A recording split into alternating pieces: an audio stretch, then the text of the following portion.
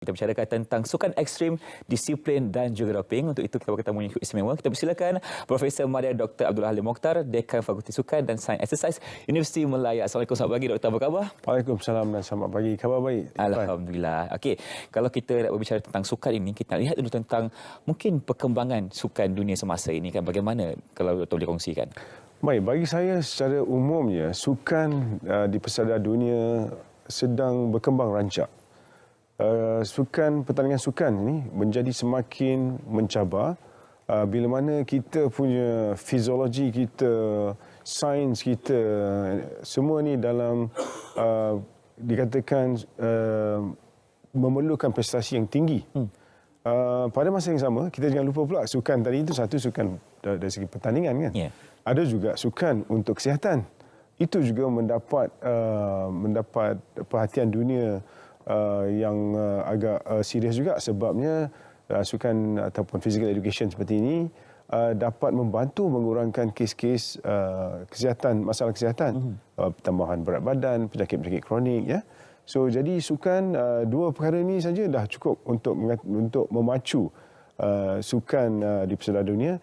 Tambahan juga yang lain adalah dari segi industri kan, yang juga turut berkembang kerana perkembangan sukan secara umumnya lah. Ya.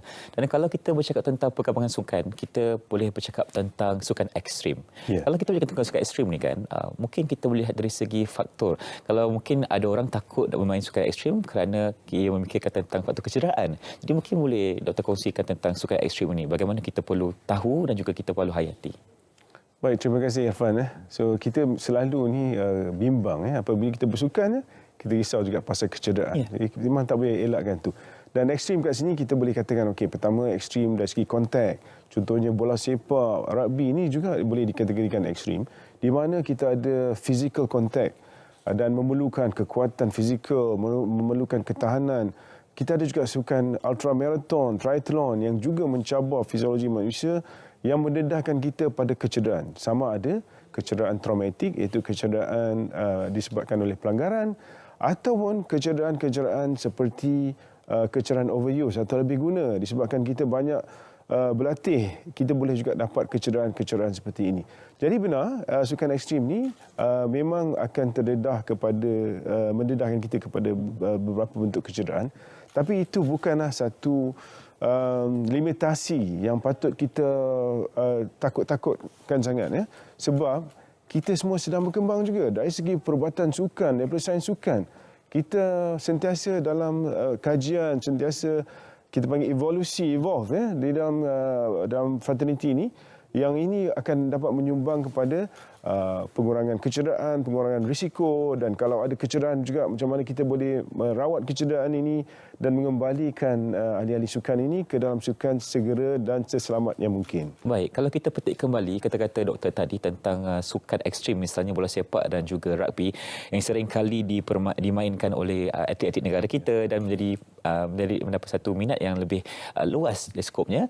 Dan kalau kita nak bicara tentang kecederaan untuk sukan-sukan itu, mungkin boleh kongsikan apa yang perlu kita elakkan sebenarnya.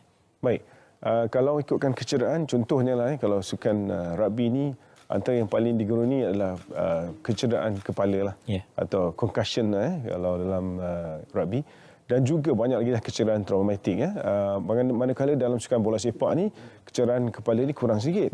Namun demikian kecederaan lutut, khususnya anterior cruciate ligament atau ACL, itu juga digeruni. Antara sebabnya dia digeruni adalah kerana mereka ni kalau cedera ada kemungkinan untuk berehat masa yang lama. Kalau kecederaan contohnya concussion yang berulang, kadang-kadang dia terpaksa direhatkan lama. Begitu kalau ACL pula, kalau putus, kalau operate, nak kembali bermain balik, paling awal 6 bulan. 6 bulan. So it's actually a long time. That's a long time for the recovery for an athlete lah kan. Jadi ini adalah contoh-contoh kecederaan yang biasalah, yang digeruni. Yang digeruni di dalam sukan-sukan tertentu. Dan memang betul, risiko itu memang ada. Yalah, semua sukan ada risiko. Semua sukan ada risiko. Tapi saya tak nak itu menjadikan satu limitasi pada kita untuk tidak bersukan pula. Sebenarnya kelebihan bersukan tu lebih banyak daripada itu. Okey, of course kesihatan pun ya. Tapi kalau kita bertanding dengan sukan, kita menang, itu juga bagus untuk kesihatan psikologi kita. Sebenarnya bukan kita je yang sihat tu. Orang yang menonton tu pun juga turut orang yang minat pun Jadi kalau katalah kita ada pemain Malaysia yang menang, satu Malaysia akan gembira. Kita punya mental health kita pun semua akan bersorak. Akan bersorak dan gembira. Jadi it's not just the athlete themselves, it's also us all. So kita semua ada tanggungjawab lah untuk bersama-sama lah menjaga kesihatan mereka dan juga kesihatan kita. Betul. Yeah, so that's how I see it lah. Untuk kita memartabatkan sukan dalam negara, kita perlukan sokongan ramai pihak sebenarnya. Yeah. Dan kalau kita nak berbicara tentang sukan endurance, misalnya triathlon atau marathon, itu pula mungkin risikonya berlainan. Mungkin boleh kongsikan, Doktor? Baik, untuk marathon dan juga yang bertanding di dalam keadaan ekstrim environment, ataupun dalam persekitaran yang mencabarlah, contohnya panas, kita memerlukan fiziologi yang maknanya fungsi tubuh badan yang betul-betul sihat dan mantap lah, ya.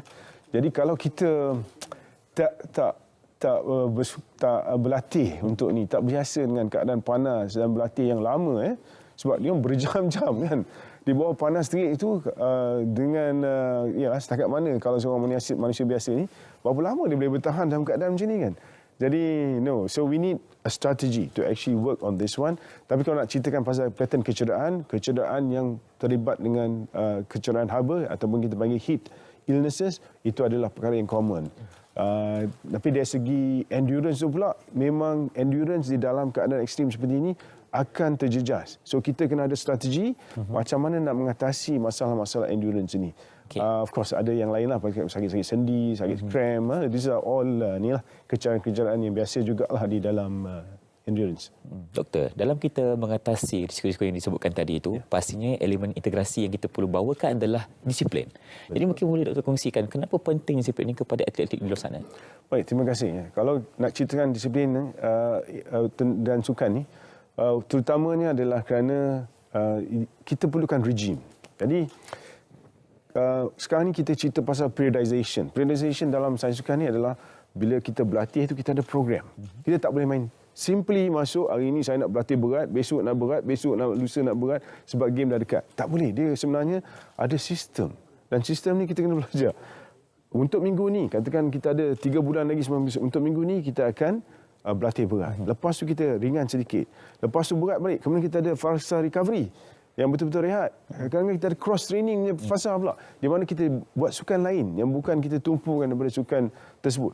Lepas tu kita berlatih terhadap sukan yang kita nak. So kita kena ada pattern. Kita tak boleh simply letak. Jadi perlukan disiplin yang kuat.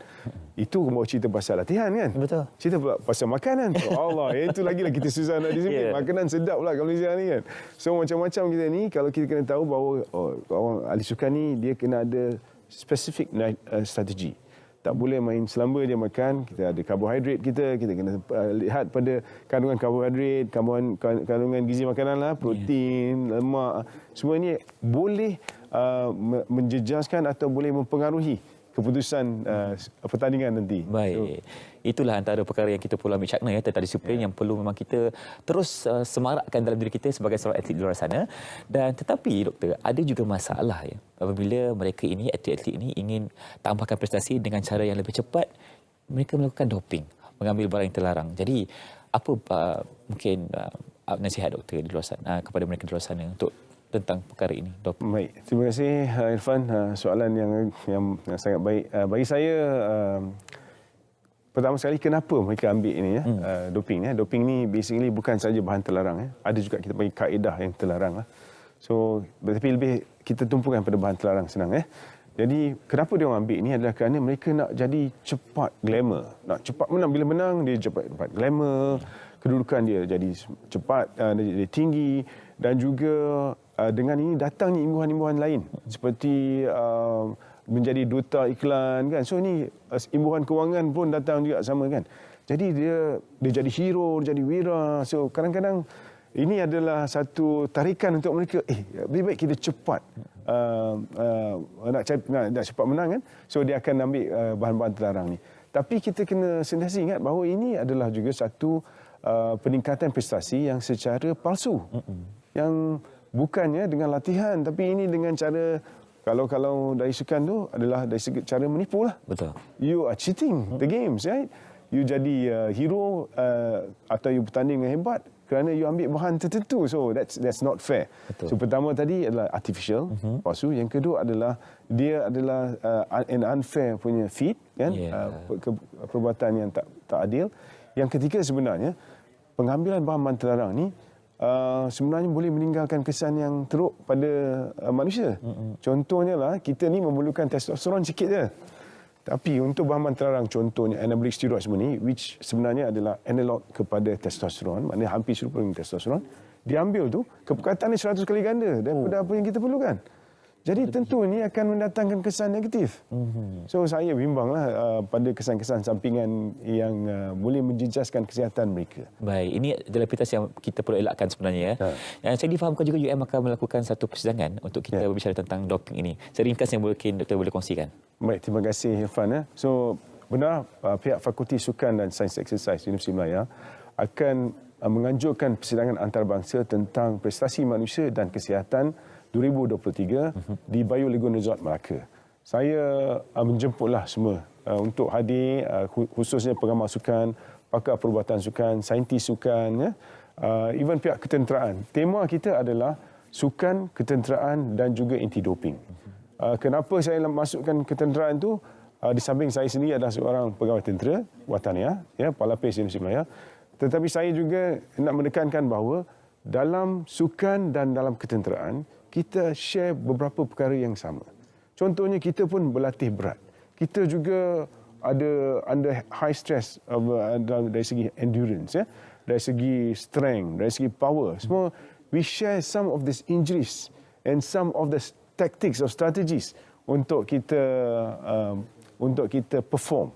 Jadi kita ni this is the first as far as I know yang menggabungkan kedua-dua belah lah, sukan dan juga ketenteraan. Dan of course saya nak share juga tentang anti-doping, the updates on anti-doping. Dan untuk itu saya ada banyaklah penceramah daripada antarabangsa yang bersama-sama dengan kita. Okey, jadi kepada pengamal sukan di luar sana, jangan lupa untuk lepaskan peluang bersama-sama dengan UM sendiri untuk persidangan yang akan diadakan nanti pada bulan Disember.